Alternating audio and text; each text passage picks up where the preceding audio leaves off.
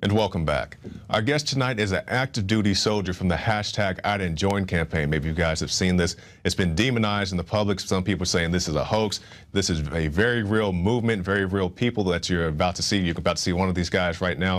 And these are just people who are fed up with the war lies, with the propaganda, and they know, like Alex says on the show all the time, active duty military and police, they know what's going on, and this is one of the guys right here. All right, thanks for joining us, Evan. Hi, how you doing? Really good. Now, I want to confirm to people that you are active duty military, so can you tell us who you are and what your experience is? Yeah, sure. My name's Evan Klosinski. I've been an active duty U.S. Army service member for 6 years now. I have one deployment to Iraq.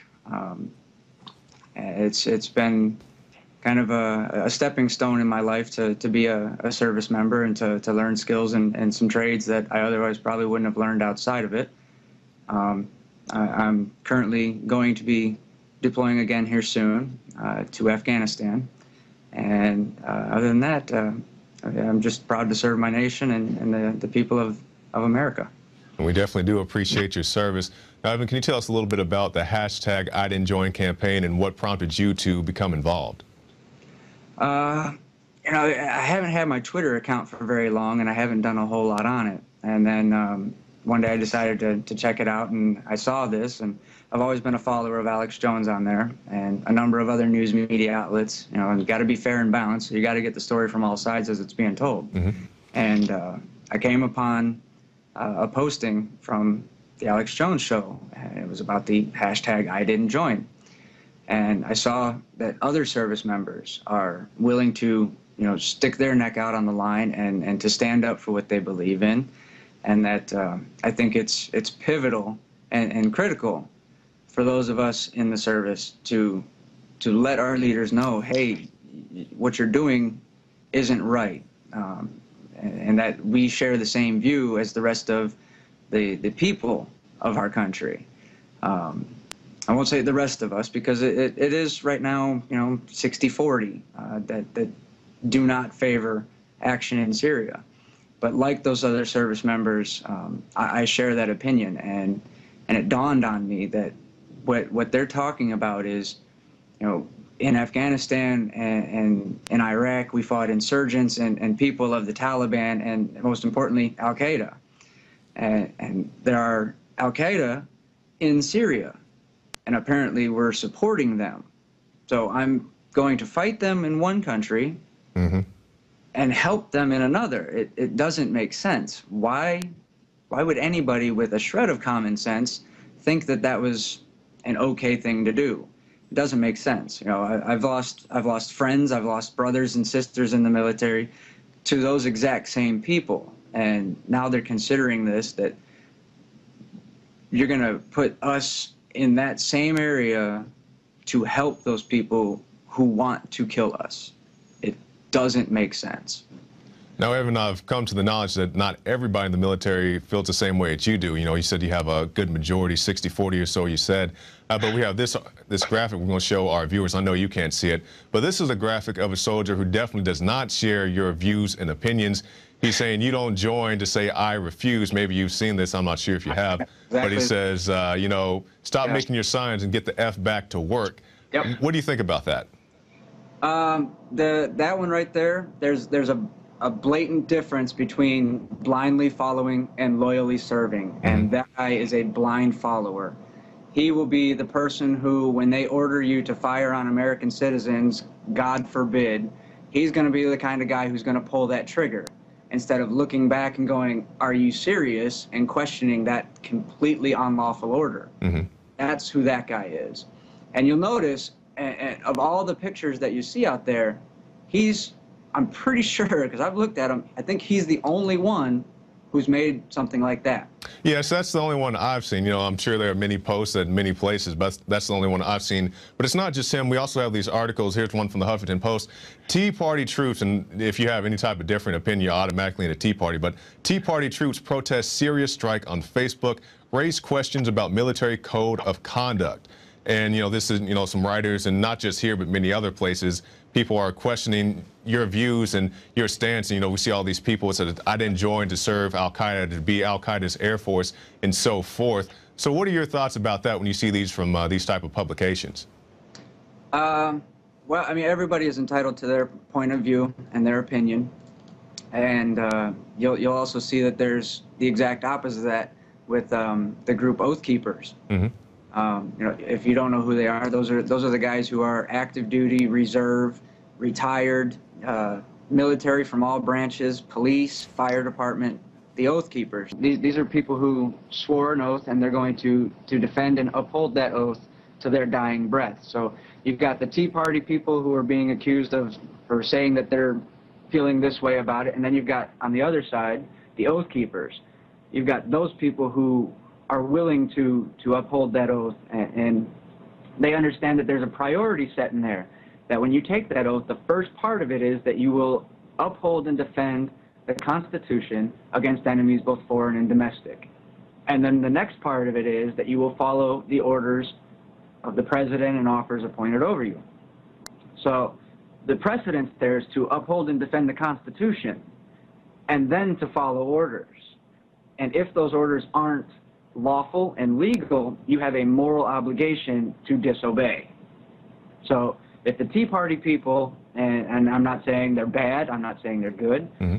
if they find it outrageous or offensive that there are people who are willing to actually understand that the oath they took has multiple parts to it in an order of precedence, then perhaps they should reread, if they've ever taken that oath, they should reread it and understand a little better how that oath is meant to be. And that very much does concern me. I'm glad you brought that up because, you know, we see these guys not just in military but police and wherever they may be. And, you know, I'm just going to follow whatever order I'm given. You know, we saw this with Hurricane Katrina, the door-to-door gun confiscation, as well as many other examples, spraying kids at, you know, at the colleges and so forth, pepper spraying them in the face. I'm just going to follow whatever order I'm given. And, you know, it always ends up with the old cliche that this is how you get a Nazi Germany. This is how you get a Stalinist Russia.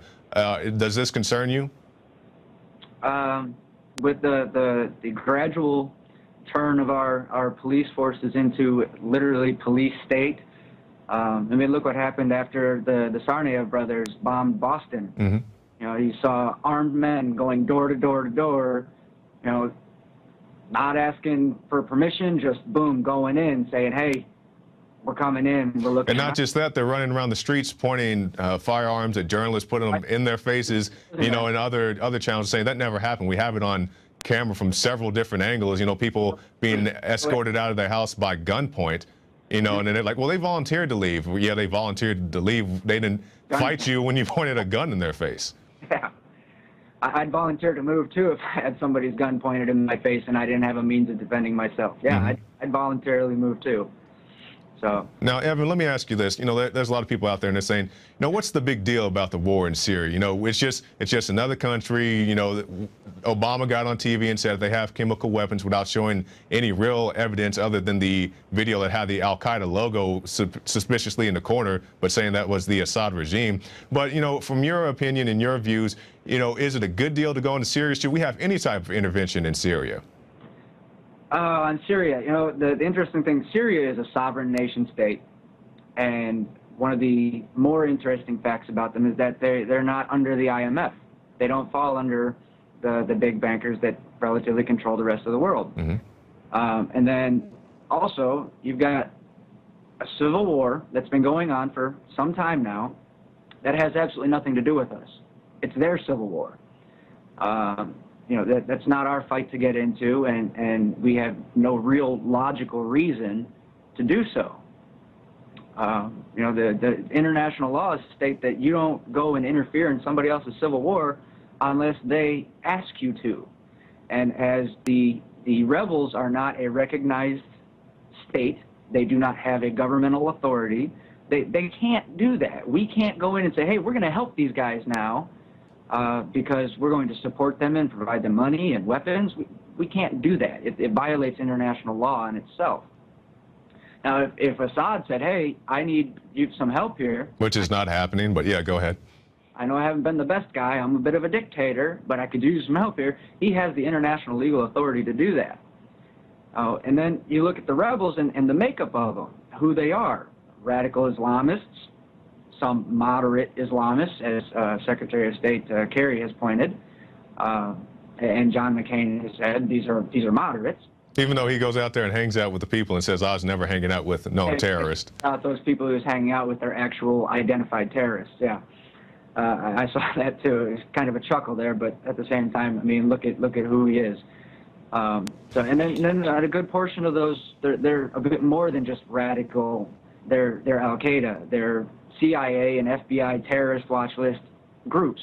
Al-Qaeda, the Al-Nusra Front, blatantly murdering and killing civilians. And then, the other day, the video came up and it hit, I believe the New York Times published a picture right on their front page of 7 men laying face down in the dirt who were then executed and left in an unmarked grave. Those are, by John McCain and John Kerry standards, those are apparently the moderates we're dealing with over there. Exactly. Differ on that. Now, Evan, our time is short. Can you just give us your last closing thoughts? I would hope that the citizens of our nation will look deeply into the truth and what's actually happening, look into their conscience and realize that, yes, some of these events are tragic and what happened is not a good thing, but also that it's not our place to police the world. And I would hope that they would urge their representatives and senators in D.C. and over there at the White House, let them know that, hey, we don't approve, and that for 200+ years our government has worked for us and we don't work for them, and that they have the obligatory requirement to listen to the will of the people. And if the people have spoken, then that's it. If the people say, by majority, don't do it, then you can't do it. And our representatives need to listen. If we say don't do it, then your vote is no, my people have spoken. Simple as that. Wake up, America. Your government works for you, not the other way around. That's exactly what they don't want you to know, the big government. And also, Evan, what would you say to anybody who's in the military, and they don't like this war, and they want to speak out? What would you say to them to give them the courage that you have? Take a stand. Do the right thing. General Schwarzkopf said it's not always the easiest thing to do the right thing. I forget the phrasing exactly on it, but those of us in the military, you know what Schwarzkopf said, and follow it, because doing the moral right thing is all we can do. Otherwise, we become part of the problem. All right, thank you, Evan, and definitely appreciate your time and appreciate your courage and your service. Thank you. And there he goes. It takes great courage not only to fight in the United States military, but also just to do one of the things that Evan just did, to speak up, speak out, because there's so much pressure from the higher ups, other soldiers, on your case. Like he said, he's lost friends and family because of these matters. But it's a very important issue to speak up and speak out about. And another way you can get the word out is to get the new InfoWars magazine. This month's cover has President Obama, and it's all about the political correctness campaign. The war against rodeo clowns and all that good stuff is right here in this month's InfoWars magazine. So stay tuned, because right after this break, Leanne McAdoo is going to be back in this chair talking to Christopher Green about his encounter with John McCain.